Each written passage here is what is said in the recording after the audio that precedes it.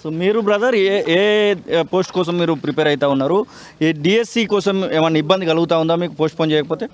DSC కోసం అయితే నా పేరు నగేష్ అండి. డిఎస్సికి స్పెషల్గా డిఎస్సికే ప్రిపేర్ అవుతున్నాము.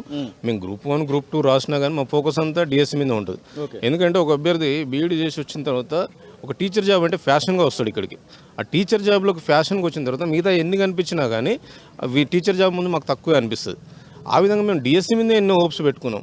ఈ డిఎస్సి ఇప్పుడు వచ్చిన డిఎస్సి మీరు ఇప్పుడు అన్నారుగా మళ్ళీ ఒక నోటిఫికేషన్ వస్తుంది అప్పుడు ప్రిపేర్ అవ్వచ్చుగా బ్రదర్ అన్నారు. ఈ డిఎస్సి ఎప్పుడు వచ్చిందండి? కేసీఆర్ గవర్నమెంట్లో వేసిన డిఎస్సి.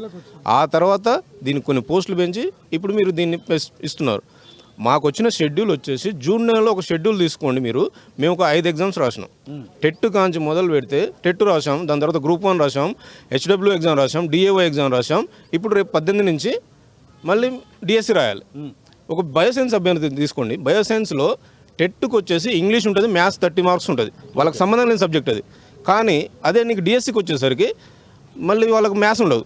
ఈ సంబంధం లేని సబ్జెక్టు చదివి 20 రోజులలో కన్వర్ట్ అయిపోయి మళ్ళీ స్కూల్ అసిస్టెంట్ బయోసైన్స్ చదవాలంటే ఎంత ఇబ్బంది అవుతుంది?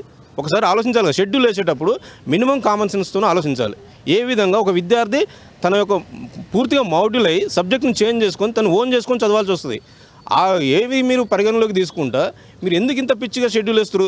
రియాజ్ సార్ గారు మీరు ఏం మాట్లాడుతున్నారో మీకు అర్థమవుతుందా? వీళ్ళు తక్కువ మంది ఏంటండి? మైనారిటీ మెజార్టీ అనేది ఉంటుందా? ప్రజాస్వామ్యంలో ఒక్కటి చెప్పినా దాన్ని పరిగణలోకి తీసుకోవాలి. రియాజ్ సార్ మీకు మేము చెప్పాల్సిన అవసరం లేదు. మీరు ఒక పొలిటికల్ సైన్స్ నేను లెక్చరర్ అని చెప్తారు, నేను గవర్నమెంట్ టీచర్ అని చెప్తారు. మీరు మైనార్టీలు తక్కువ ఉండరు, మేము మెజార్టీ అభిప్రాయం తీసుకుంటాం. గ్రూప్ 2 వాళ్ళకి వాయిదా వేయండి, మేము వద్దంటలేము. వాళ్ళకి ఇంకా పోస్టులు పెంచాలి.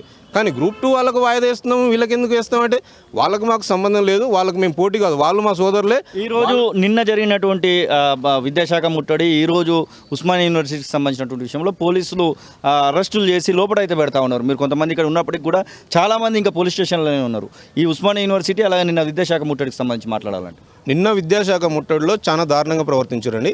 మమ్మల్ని కనీసం మనుషుల్లా కాకుండా ఎక్కడ దొరికినోని రోడ్డు మీద కనిపిస్తే చాలు కనీసం అతను నిజంగా టీచర్ అభ్యర్థినా కాదా అనే సంబంధం లేకుండా తీసుకుపోయి వ్యాన్లో పడేస్తారు.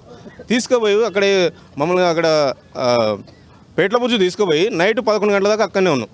అక్కడ ఎన్ని ఇబ్బందులు, కనీసం మంచినీళ్ళు తాగడానికి కూడా మాకు పర్మిషన్ లేదు. నైట్ 11 గంటలకు మేము అక్కడి నుంచి నడుచుకుంటే వచ్చాం. అసలైన తొలి వెలుగు. ఫాలో వాట్సాప్ @తొలి వెలుగు official.